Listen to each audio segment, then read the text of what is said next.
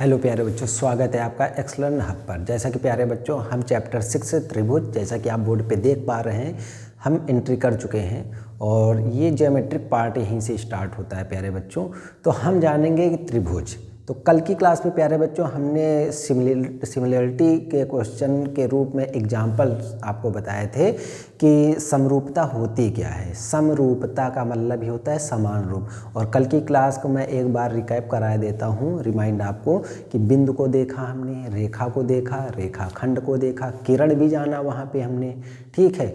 उसके बाद हमने त्रिभुज को जाना और त्रिभुज के साथ ही हमने संरेख और असंरेख की भी चर्चा की, ठीक है, कि संरेख बिंदुओं से हम किसी भी प्रकार से त्रिभुज का निर्माण नहीं कर सकते, अर्थात असंभव होगा। और असंरेख से कर सकते हैं और असंरेख कम से कम 3 बिंदु होंगे तभी हम त्रिभुज का निर्माण कर सकते हैं। और समरूपता में हमने कल आपको कुछ एग्जाम्पल्स के रूप में बताए कि आकृतियाँ बनाई वर्ग के वर्ग से, कि बड़ा छोटा कुछ भी हो लेकिन समान रूप होना चाहिए। तो उसी क्रम में हम समरूपता को आज व्यक्त करेंगे और जानेंगे समरूपता, और उसके बाद चैप्टर में एंट्री करेंगे, फिर देखेंगे कि क्या कोई प्रमेय है तो प्रमेय को भी आज देखेंगे, ठीक है।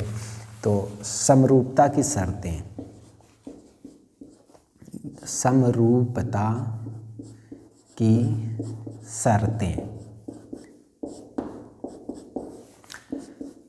देखो प्यारे बच्चों, जैसे देखो त्रिभुज की समरूपता हम, क्योंकि जैसा कि चैप्टर ही है त्रिभुज, तो हम त्रिभुज के बारे में ही अध्ययन करेंगे। ये ए है, ये बी हो गया, ये सी हो गया। एक त्रिभुज हमने ये बना दिया, रूप समान होना चाहिए, ये नहीं कि यहाँ पे हम समकोण बना दें, ठीक है। इसका नाम हम दे दें क्या, पी, यहाँ पे पी लिख दो, क्रम से चल रहे हैं तो क्रम से चलें, पी क्यू आर। प्यारे बच्चों, समरूपता की शर्तें मैं आपको बताने की कोशिश कर रहा हूँ, तो उसको आप समझिए कि क्या है। तो पहला इसमें जो पॉइंट बनेगा, देखो ये जो कोण है वो इस कोण के समान, ठीक। ये वाला जो है ये इसके समान होना चाहिए, ठीक है। और ये वाला जो है ये इसके बराबर होना चाहिए, ठीक है। आप समझ सकते हैं। इसी को देखो रटना नहीं है, ज्योमेट्री को रटना नहीं है। और फिलहाल मैंने शुरुआत में ही जब क्लास स्टार्ट की थी तो आपको मैंने बताया था कि चीज़ों को समझ के चलना है, रटना नहीं है, याद करने की ज़रूरत नहीं है। समझेंगे तो हमको आजीवन याद रहेगी, ठीक है।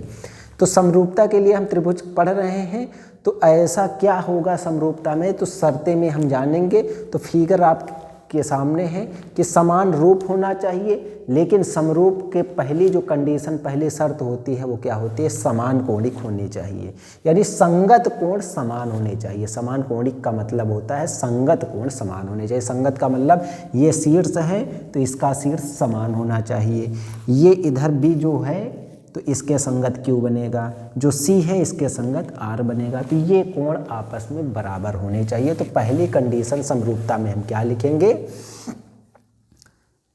समरूपता की शर्तें में किन्हीं दो त्रिभुजों में, किन्हीं दो त्रिभुजों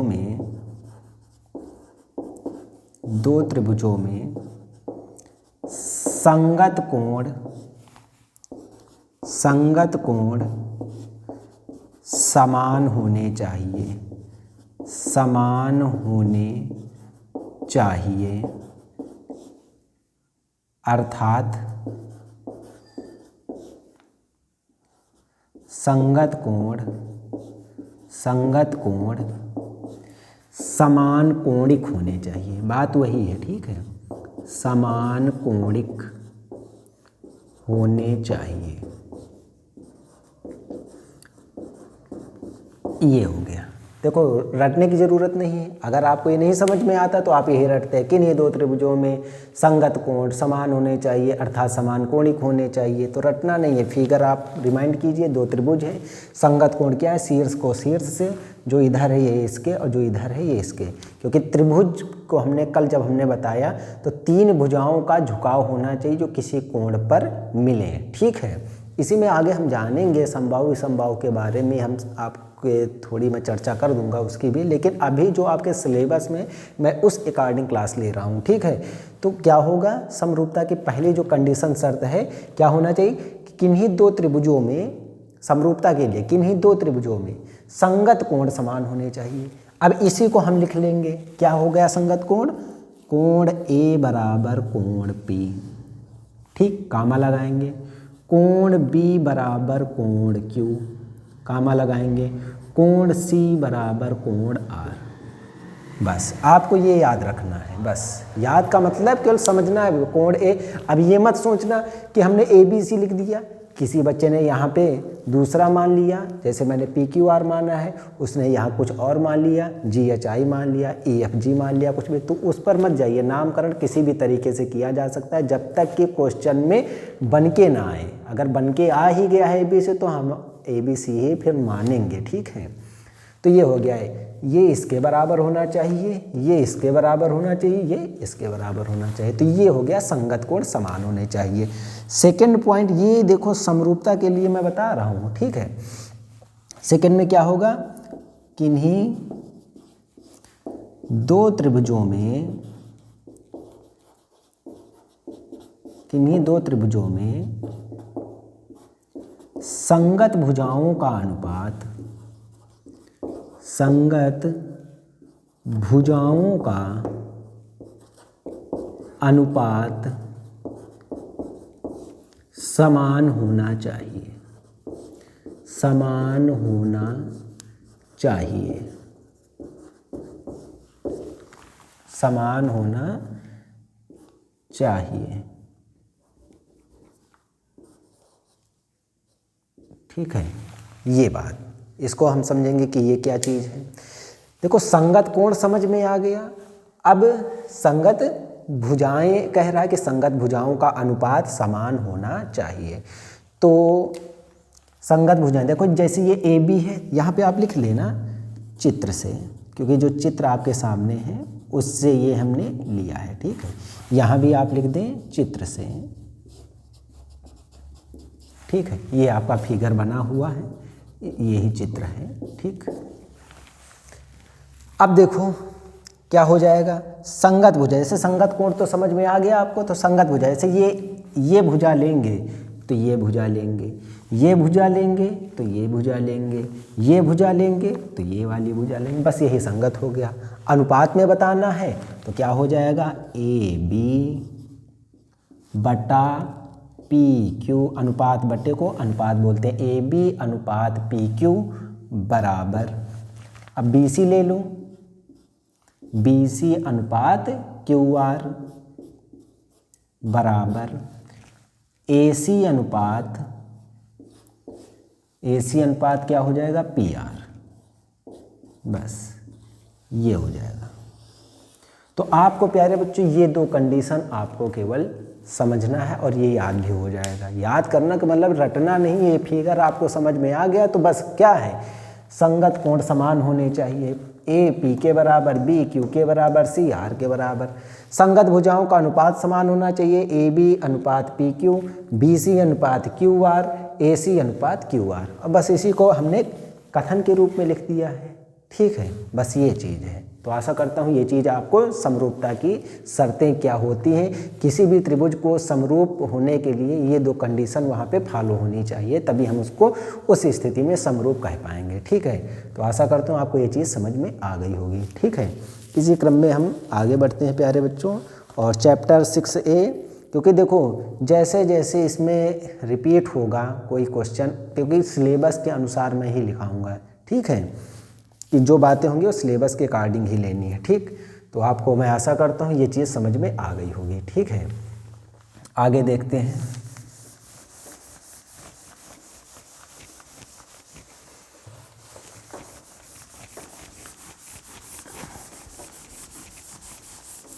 और ज्योमेट्री पार्ट जो है प्यारे बच्चों, इसी को सभी बच्चे ये समझ के चलते हैं कि ये तो सबसे ही टफ होता है, और कई अध्यापकों को मैंने देखा है, टीचर्स को, कि वो क्या करते हैं जब ज्योमेट्रिक पार्ट आता है तो उसको छोड़ के पहले आगे बढ़ते हैं, बोलते हैं कि इसको बाद में करेंगे, इसको हम बाद में करते हैं, ठीक है, आगे बढ़ जाएंगे, निर्देशांक ज्यामिति, त्रिकोणमिति, हाइट एंड डिस्टेंस से पढ़ाते हुए चलें, बोलेंगे इसको लास्ट में करेंगे।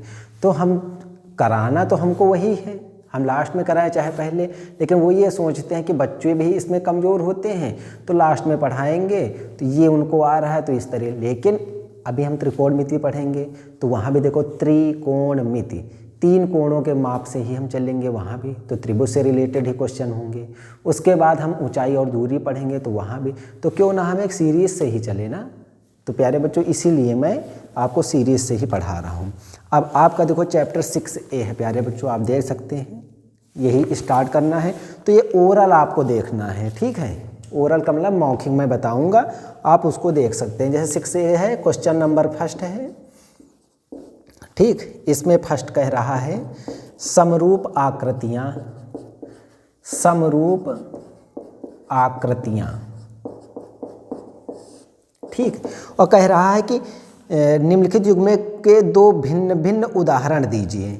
और सेकंड इसी का है कि ऐसी आकृतियाँ, ऐसी आकृतियाँ जो समरूप नहीं हैं।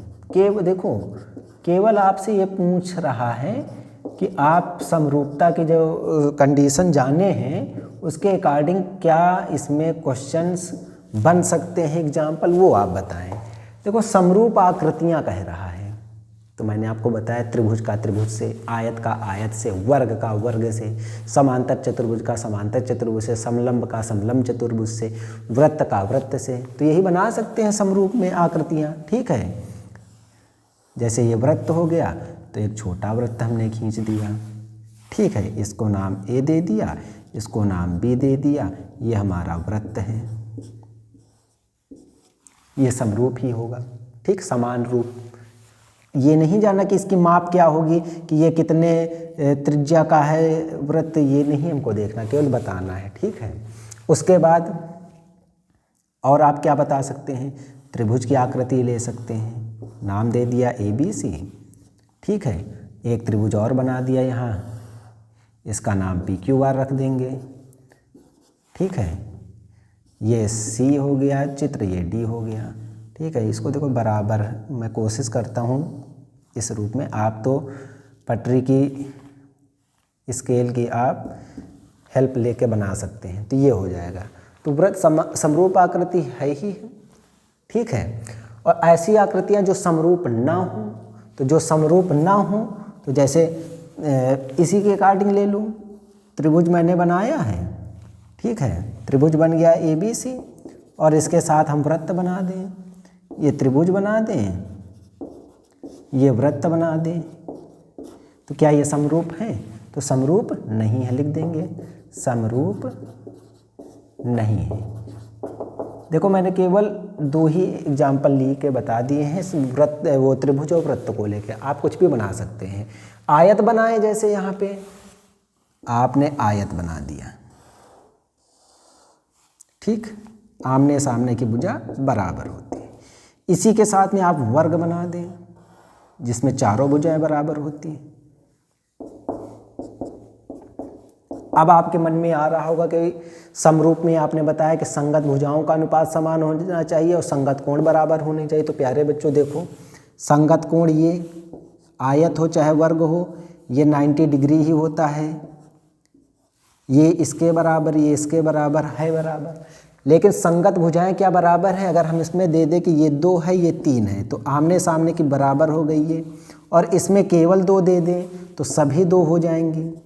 तो ये तो जब करेंगे ये साइड इसके बराबर तो 2/2 1 आएगा, लेकिन जब ये वाली करेंगे तो 3/2 क्या 1 आएगा? नहीं आएगा। तो इसलिए ये नहीं होगा समरूप आकृति में, ठीक है। मतलब कि समरूप आकृति तो बन सकती है, लेकिन अगर उस अकॉर्डिंग हम चलेंगे, उस अकॉर्डिंग का मतलब आप समझ सकते हैं कि जो मैंने शर्तें लिखवाई हैं, ऐसे तो समरूप है, ऐसे तो समरूप है, लेकिन जब हम उसके कंडीशन के तौर पे बताएंगे तो वो संभव नहीं होगा, ठीक है। तो ये चीज़ हो गई। अब इसी क्रम में हम आगे बढ़ते हैं प्यारे बच्चों, वही क्रम आ रहा है प्यारे बच्चों, देखते हैं, ठीक है, कि समरूप तो है ये नहीं कह सकते, लेकिन कंडीशन के हिसाब से समरूप नहीं होगा। ठीक है, देखो इसका जो सेकंड पॉइंट है उसको देखो, क्वेश्चन नंबर 2 है। ठीक, इस रूप में फिगर बना हुआ है।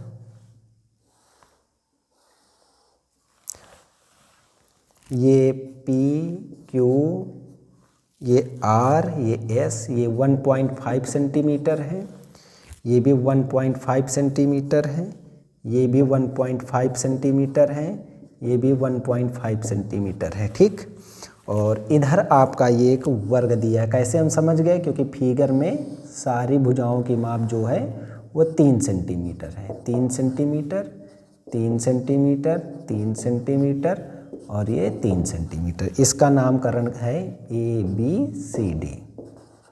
अब प्यारे बच्चों कह रहा है कि बताइए कि निम्नलिखित चतुर्भुज समरूप हैं कि नहीं। देखो चतुर्भुज 4 भुजाएं तो देख सकते हैं आप, 1 भुजा, 2 भुजा, 3 भुजा, 4 भुजा, 1 2 3 4, समझ सकते हैं। तो ये हो गया। कह रहा है कि समरूप है कि नहीं। तो आप अगर संगत भुजाओं का अनुपात और संगत कोण देखेंगे तो क्या होगा, देखते हैं। देखो ये कोण जो है, मैंने अभी आपको बताया कि ये 90 डिग्री होता है, लेकिन क्या ये 90 डिग्री है प्यारे बच्चों? यहाँ से आप समझ सकते हैं नहीं है। क्यों? देखो 90 डिग्री या समकोण होने के लिए प्यारे बच्चों क्या होता है कि जो आधार रेखा हो उस पर एक लंब हो, तो इस रूप में जो हमको प्राप्त हो, एल शेप में, ठीक है, एल आकृति जो हो, ठीक है। लेकिन ये देख रहे हैं कि अगर इसको हम बढ़ाएं इस रूप में, तो अब ये पूरा 90 हुआ, तो 90 से तो कम में जा रहे हैं ना, तो ये 90 नहीं हुआ। जब संगत कोण बराबर ही नहीं होंगे तो समरूप कैसे होगा? यही तो मैं बताने की कोशिश कर रहा था। ठीक है, तो यहाँ पे आप लिख देंगे दिए गए चतुर्भुज में संगत कोण, देखो संगत भुजाएं तो समान हो जाएंगे। क्यों? देखो 1.5/3 करेंगे, फिर 1.5/3 करेंगे, तो उनके अनुपात तो बराबर होंगे। लेकिन दिए गए चतुर्भुज में संगत कोण समान नहीं है, संगत कोण समान नहीं है, अतः समरूप नहीं होंगे, समरूप नहीं होंगे। ठीक है, लिख देंगे कोण P does not equal to कोण A, कामा कोण Q does not equal to कोण B, कामा कोण S does not equal to कोण D, कामा कोण R does not equal to कोण C। बराबर ही नहीं है। ठीक है, समझ सकते हैं आप। यानी दोनों कंडीशन वहाँ पे फॉलो होनी चाहिए, इसलिए मैंने दोनों कंडीशन वहाँ पे शर्तें लिखवाई हैं। ठीक है, थर्ड पॉइंट आप करेंगे। ठीक है, थर्ड पॉइंट मैं आपको दिखा देता हूँ। चलो मैं फिगर बना देता हूँ उसका। ठीक है, उसको आप करके बताना। ठीक है,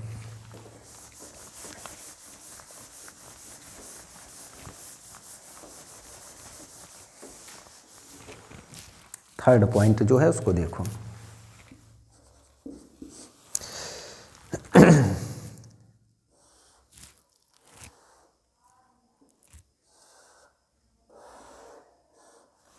ये ABCD का रूप है।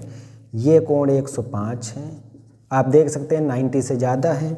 ठीक, ये 100 डिग्री का है, ये 70 डिग्री का है, और ये प्यारे बच्चों 85 डिग्री का है, और ये 2.4 सेंटीमीटर है, ये 1.5 सेंटीमीटर है, ये 100 है प्यारे बच्चों, 100 डिग्री। ठीक, ये है 2.5 सेंटीमीटर और ये है 2.1 सेंटीमीटर। इसके बगल में जो बना है, ठीक, वो इस रूप में है।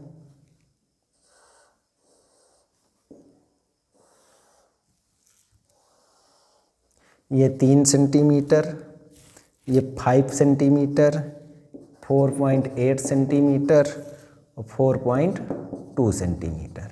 ये है नाम PQRS। अब प्यारे बच्चों ये कह रहा है कि समरूप चतुर्भुज ABCD और चतुर्भुज PQRS ये समरूप हैं कि नहीं है। ठीक है, तो आप क्या करेंगे, समरूपता की कंडीशन लगाएंगे। क्या करेंगे सॉल्यूशन में,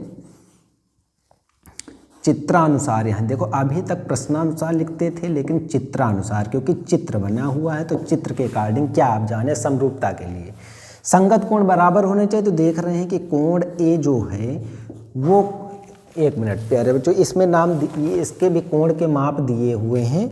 ये 105 डिग्री है, ये आपका 100 डिग्री है, ये आपका 70 डिग्री है, और ये प्यारे बच्चों आपका 85 यानी 85 डिग्री है।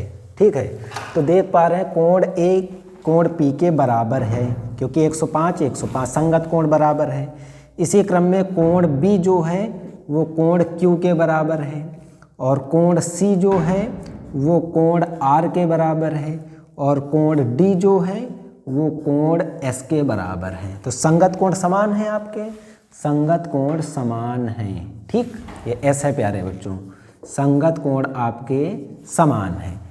तो ये तो पहली कंडीशन हो गई। तो दूसरी कंडीशन में क्या करेंगे हम, संगत भुजाओं का अनुपात करेंगे। तो इसी में मैं बता देता हूँ, संगत भुजाओं का अनुपात करेंगे तो क्या हो जाएगा, AD लिया है तो क्या लेंगे, PS लेंगे, बराबर कितना होना चाहिए। अब AB लेंगे आधार रेखा, तो वहाँ भी आधार रेखा PQ लें हम, बराबर BC अगर हम लेंगे तो यहाँ पे आप क्या लेंगे, QR ले लेंगे, और बराबर जब ये CD लेंगे तो वहाँ पे आप RS ले लेंगे। अब इसी के मान रखो, आप नीचे सॉल्यूशन लिखेंगे, मैं यहाँ लिख रहा हूँ।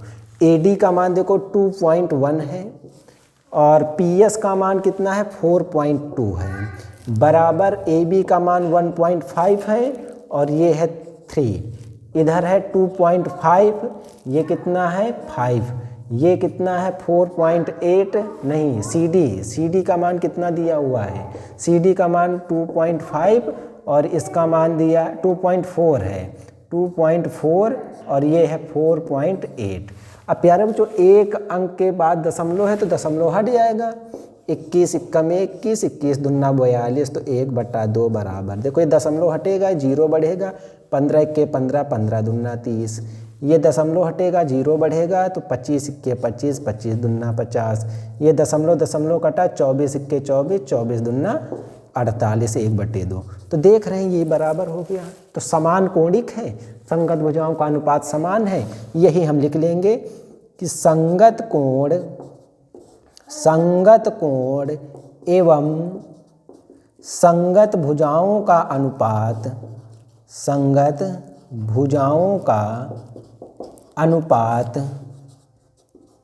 समान है, अतः दिए गए चतुर्भुज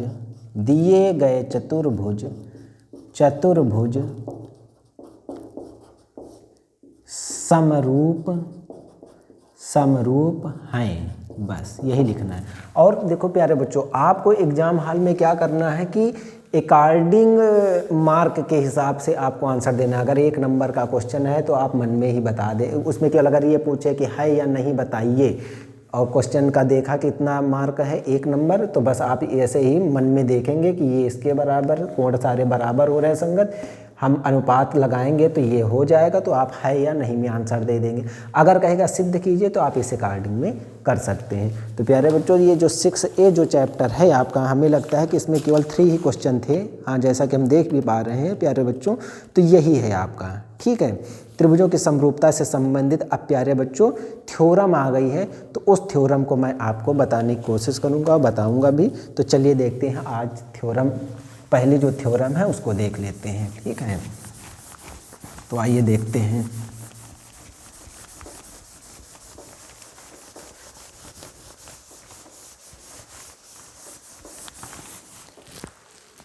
तो थ्योरम का नाम है थेल्स प्रमेय, जो खोज करता थे थेल्स।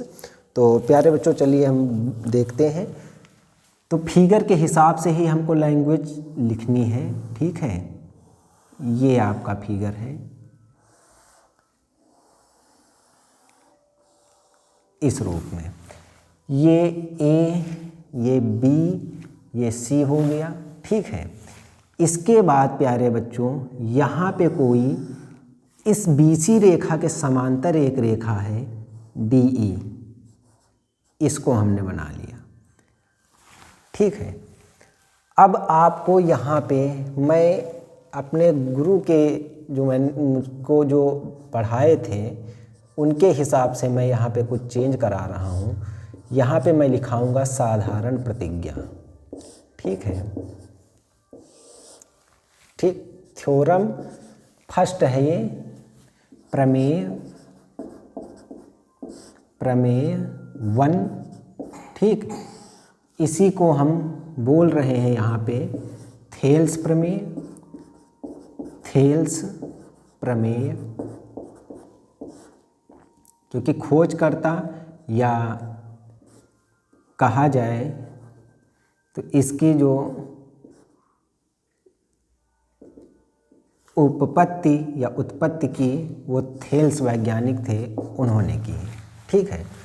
तो साधारण प्रतिज्ञा आप लिखें या वहाँ पे आप लिख सकते हैं कि प्रमेय 1।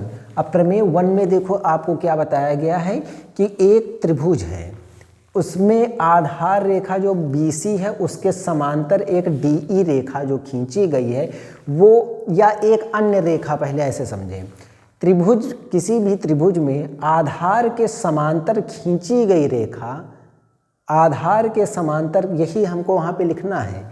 किसी भी त्रिभुज में आधार के समांतर खींची गई रेखा त्रिभुज के अन्य भुजाओं को जिन बिंदुओं पर काटे, जिन बिंदुओं पर काटती है, ठीक है, तो उसके अनुसार प्राप्त हुए त्रिभुजों का संगत भुजाओं का अनुपात समान होना चाहिए, यही हमको बताना है, ठीक है।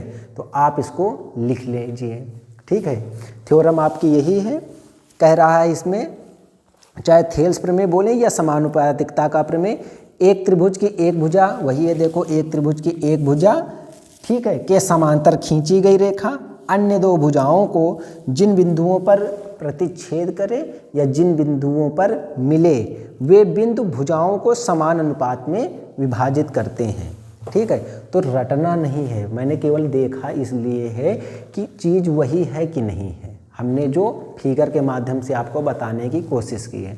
तो आप समझ, अब आपको रटना नहीं है, प्रमेय जो भी आएगी तो आपको मैं बता दे रहा हूँ, जो साधारण प्रतिज्ञा मैं लिखवाऊंगा वो वहाँ पर लिखी होगी, तो उसी के अकॉर्डिंग आपको फिगर बना लेना है, तो वो तो वहाँ पे लिख के ही आएगा ना। लेकिन बाय द वे ऐसा फिगर है तो हम वो चीज़ भी लिखना चाहें तो कैसे लिखेंगे, तो आप डायरेक्ट लिखेंगे इसमें, किसी भी त्रिभुज में, किसी भी त्रिभुज में, किसी भी त्रिभुज में किसी रेखा या एक रेखा किसी रेखा के समांतर खींची गई रेखा, देखो कोई भी त्रिभुज है, किसी रेखा के समांतर, देखो इसके समांतर अगर हम खींचे तो यहाँ भी खींच सकते हैं, तो इसलिए मैंने किसी का जिक्र किया है।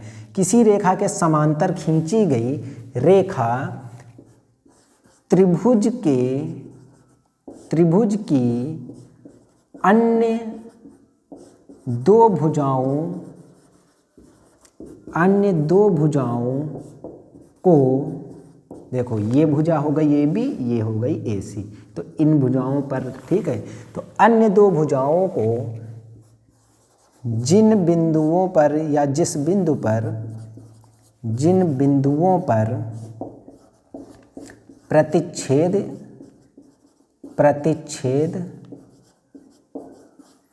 करती है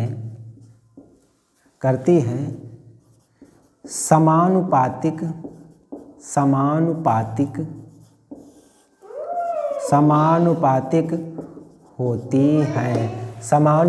होती हैं, ठीक है, यही हमको, या समान अनुपात में विभाजित करती हैं, वही चीज़ समानुपातिक होती हैं अर्थात समान अनुपात में विभाजित करती हैं। तो प्यारे बच्चों पहली कंडीशन हो गई साधारण प्रतिज्ञा। ठीक है, उसके बाद हम इसमें क्या लिखेंगे, चित्र। ठीक, और चित्र जो आपने बना दिया है तो लिख देंगे सम्मुख, सम्मुख, सम्मुख या उपर्युक्त। देखो सामने बनाएंगे तो सम्मुख लिख देंगे, ऊपर होगा तो उपर्युक्त। जिस रूप में आप फिगर बनाएंगे वैसे अकॉर्डिंग यहाँ पे लिख देंगे सम्मुख या उपर्युक्त प्रदर्शित है। ठीक, उपर्युक्त प्रदर्शित है। ठीक, अब इसके बाद प्यारे बच्चों हम क्या लिखेंगे, दिया है, दिया है। अब देखो दिया है में क्या होगा, आपको वही लिखना है कि एक त्रिभुज ABC आधार रेखा BC के समांतर DE रेखा, यही आपको लिखना है। ठीक है, एक त्रिभुज, इस रूप में लिख लो, एक त्रिभुज ABC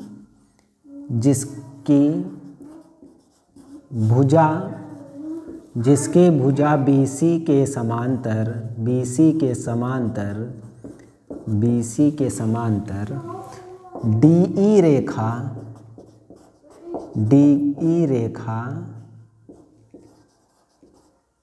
या इस रूप में एक त्रिभुज ABC जिसकी भुजा BC के समांतर रेखा, समांतर रेखा इस रूप में लिखें। समांतर रेखा तो DE है ही, लेकिन समांतर रेखा भुजाओं AB व AC को क्रमशः D व E बिंदु पर प्रतिच्छेद करती है। ये चीज़ हो गई। तो प्यारे बच्चों इसको आपने लिख लिया, दिया है में। ठीक है, डी और ई पर बिंदु पर ये प्रतिच्छेद करती है। आए फिर से मैं आपको समझा देता हूँ। सबसे पहले थेल्स प्रमेय जो आएगी वो तो समानुपातिकता के नियम पर आधारित होगी। तो सबसे पहले आप एक त्रिभुज ABC का निर्माण करेंगे, उसके किसी एक रेखा, हमने आधार रेखा के समांतर एक रेखा खींच दी, नामकरण कर दिया ABC और DE। DE क्या है, इसके समांतर जब हम रेखा खींचे तो ये AB को बिंदु D पर, AC को बिंदु E पर ये प्रतिच्छेद करती है। यही हमने लिखा है इसमें साधारण प्रतिज्ञा में। चित्र सम्मुख बनाएंगे, सामने तो सम्मुख प्रदर्शित है, ऊपर बनाएंगे तो उपर्युक्त प्रदर्शित है। दिया है ये बात, तो जो ये चीज़ दी होती है एग्जाम हॉल में। ठीक है, तो इसी के अकॉर्डिंग आपको ये चीज़ लिख देना है। अब आगे क्या करेंगे आप, जो बात सिद्ध करनी है उसको हम लिखेंगे प्यारे बच्चों। ठीक है, तो अब इसको आप नोट डाउन करने की, इतनी बात आशा करता हूँ कि आपको समझ में आ गई होगी। तो अब आगे हम, क्योंकि बोर्ड आपका भर चुका है इसलिए मैं इसको साफ करके आगे बताता हूँ। ठीक है, आगे आप क्या लिखेंगे। ठीक है, अब आगे प्यारे बच्चों पहले हम लिखेंगे सिद्ध जो करना है। समानुपातिकता है तो इसके आगे आप लिखेंगे हेडिंग के रूप में ही, वहाँ पे लिखेंगे सिद्ध करना है। सिद्ध करना है, क्या सिद्ध करना है, समानुपात AD अनुपात DB, AD अनुपात DB। अब ये मत कर देना कि D से D कैंसिल कर दो, नहीं। क्यों, क्योंकि ये कोई बीजी व्यंजक के रूप में नहीं आया है, ये हमारे रेखा के रूप में है। ठीक है, भुजा के रूप में AD बट्टे या अनुपात DB बराबर AE अनुपात EC, ये हमको सिद्ध करना है। ठीक, अब सिद्ध करने के बाद हमको जो रचना का कार्य होता है वो हम लिखेंगे, रचना जो हम अपनी तरफ से इसमें कर सकते हैं। तो प्यारे बच्चों हम क्या करेंगे, हम सबसे पहले B से E को मिलाएंगे। तो जो रचना का कार्य होता है प्यारे बच्चों वो हम डॉट लाइन से करते हैं। ठीक, इसको इससे मिला दिया और इसके बाद प्यारे बच्चों इसको इससे हम मिलाएंगे C से। ठीक है, इस रूप में। ठीक, तो यही चीज़ आप पहले लिखेंगे। रचना में क्या लिखेंगे, बी को ई से व सी को डी से मिलाया। ठीक, एक काम तो ये हम कर लिए, बी को ई से मिलाया है और सी को डी से मिलाया है। इसके बाद प्यारे बच्चों बिंदु डी से इसमें हम एक लंब खींचेंगे एसी रेखा पर और बिंदु ई से हम एबी रेखा पर लंब खींचेंगे। ठीक है, तो लंब हम खींचेंगे, ठीक है, इस रूप में हम खींचेंगे। ठीक है, तो ये हो गई 90 डिग्री। ठीक है, उसके बाद प्यारे बच्चों हम ई से भी इसमें खींचेंगे। ठीक है, डी से खींचा है, अब ई से खींचेंगे, तो इसको हम बना लिए। ठीक है, इस रूप में। ठीक, ये 90 डिग्री हो गया। तो इसको भी प्यारे बच्चों हम यहीं पे नोट डाउन करेंगे कि बिंदु ई से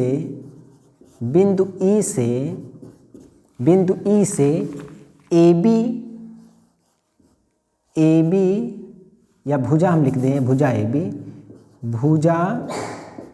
ए बी पर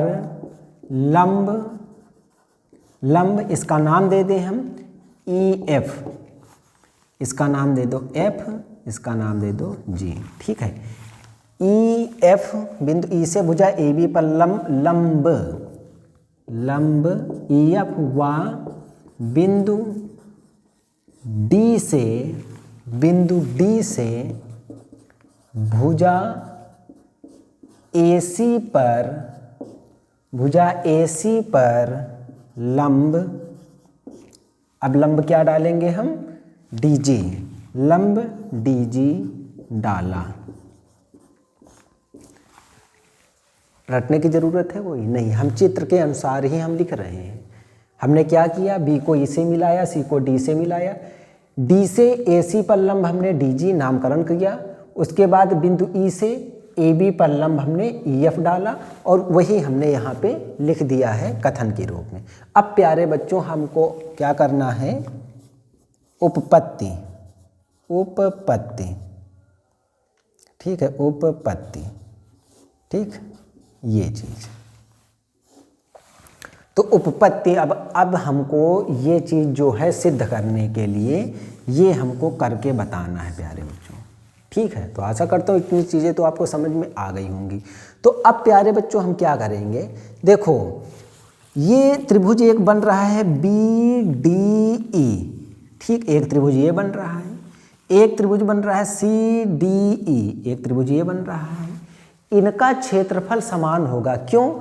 क्योंकि ये एक ही आधार पर, देखो एक ही आधार डी ई है। देखो बी डी ई का नाम लेते हैं तो डी ई आ रहा है, सी डी ई मैं लिखे देता हूँ यहाँ थोड़ी देर के लिए। त्रिभुज बी डी ई और त्रिभुज सी डी ई दोनों में कॉमन जो है देख लो, ये वाली भुजा कॉमन है और ये भुजा बी सी व डी ई के मध्य ही बन रहा है। तो क्या हो जाएगा, तो यहाँ पे लिखेंगे उपपत्ति में चित्र से त्रिभुज बी डी ई का क्षेत्रफल, त्रिभुज बी डी ई का क्षेत्रफल बराबर त्रिभुज सी डी ई का क्षेत्रफल। और ये क्यों होगा, तो यहाँ पे आप ब्रैकेट में लिखेंगे चूँकि त्रिभुज बी डी ई व त्रिभुज सी डी ई, त्रिभुज बी डी ई व त्रिभुज सी डी ई भुजा एक ही आधार रेखा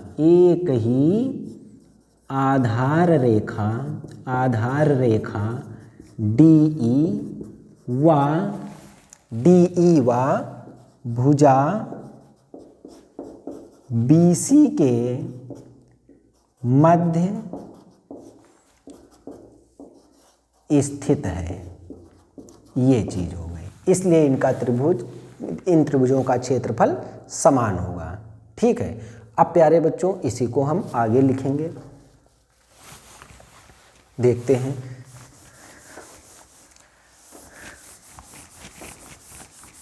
अब प्यारे बच्चों जो सिद्ध करना है मैं आपको यहाँ पे बता दे रहा हूँ और इसको साफ करूँगा। AD/DB बराबर AE/EC, ये हमको सिद्ध करना है। ठीक है, अब इसको मैं साफ करता हूँ। ठीक है, ये चीज़ आप सब लिख लेंगे। ठीक,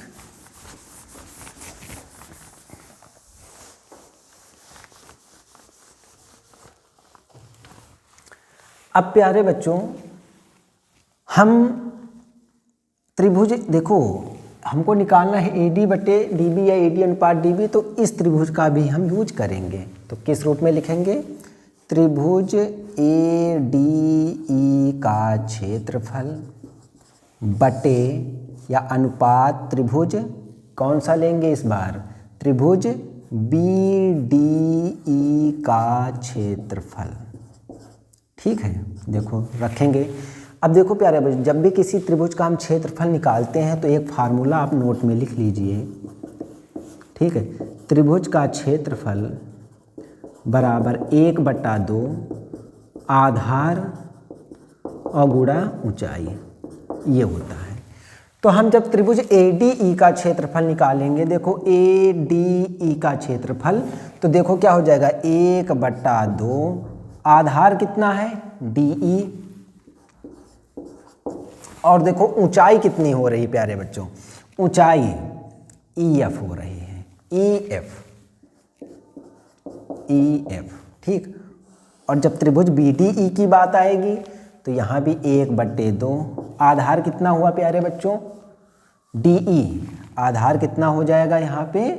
DE हो जाएगा, BD होगा, यहाँ पे आधार ये होगा। ठीक, BD, और ऊंचाई जो होगी वो सेम हो जाएगी EF।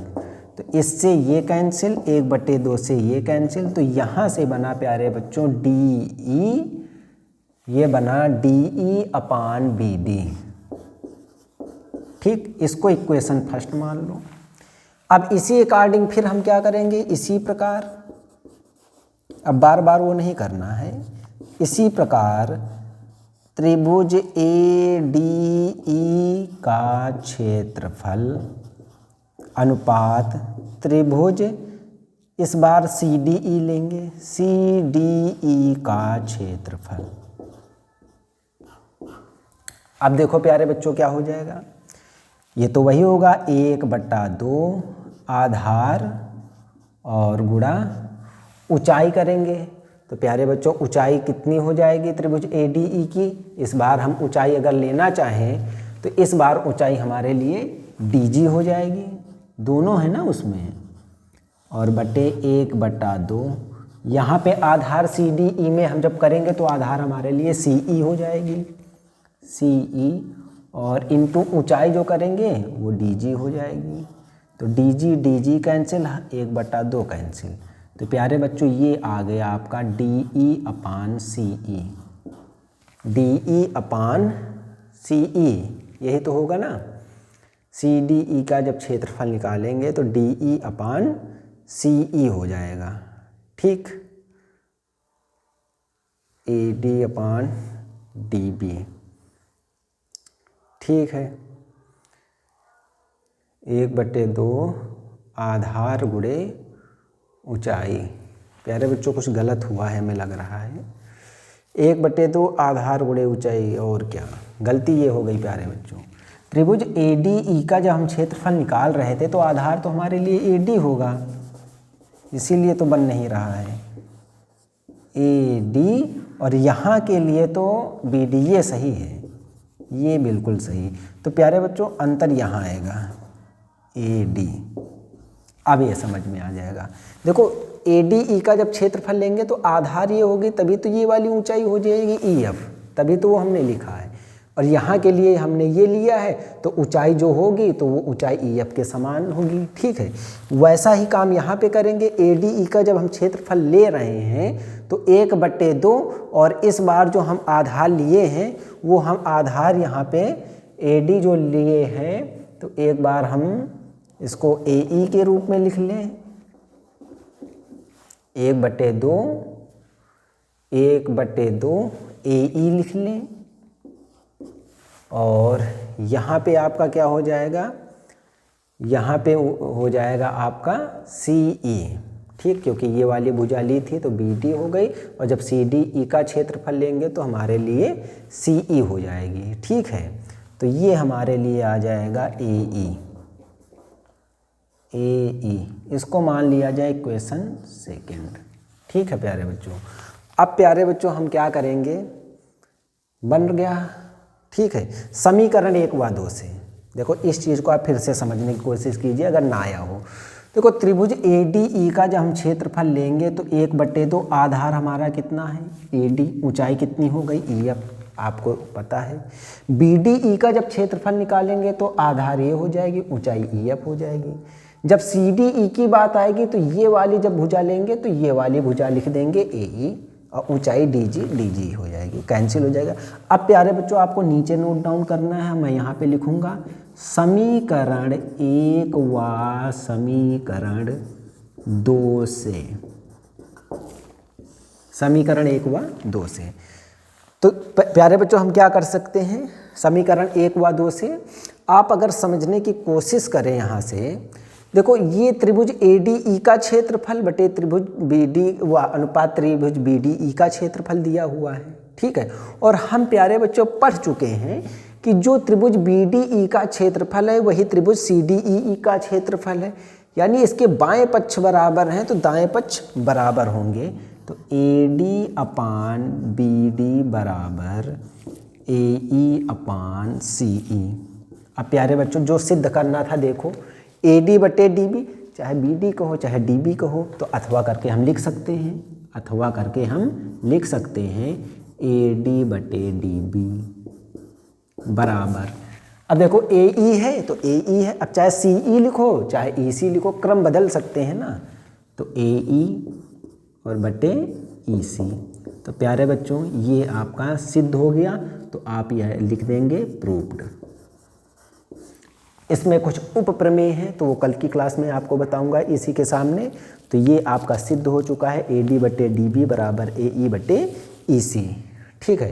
तो आशा करता हूँ प्यारे बच्चों आपको रटने की कोई ज़रूरत नहीं होगी। मैं फिर से आपको ये चैलेंज कर रहा हूँ कि आप हर चैलेंज क्या आपको मैं ये सजेस्ट के रूप में बताया देता हूँ, सलाह है मेरी कि आप चीज़ों को कभी भी याद करने के पीछे मत पड़िए, ठीक है। आप अकॉर्डिंग जो रहेगा फिगर, क्योंकि हम थ्योरम पढ़ रहे हैं तो अकॉर्डिंग जो हमारा फिगर होगा उसी के अकॉर्डिंग हमको सब कुछ करते जाना है, और फिर हम एट लास्ट क्या होगा जो हमको सिद्ध करना है वही हम प्राप्त कर लेंगे। तो आशा करता हूँ प्यारे बच्चों आज की क्लास आपको पसंद आई होगी। तो इसी के साथ मैं आज की क्लास को समाप्त करूँगा, इजाज़त चाहूँगा प्यारे बच्चों आपसे। थैंक यू प्यारे बच्चों, जय हिंद जय भारत।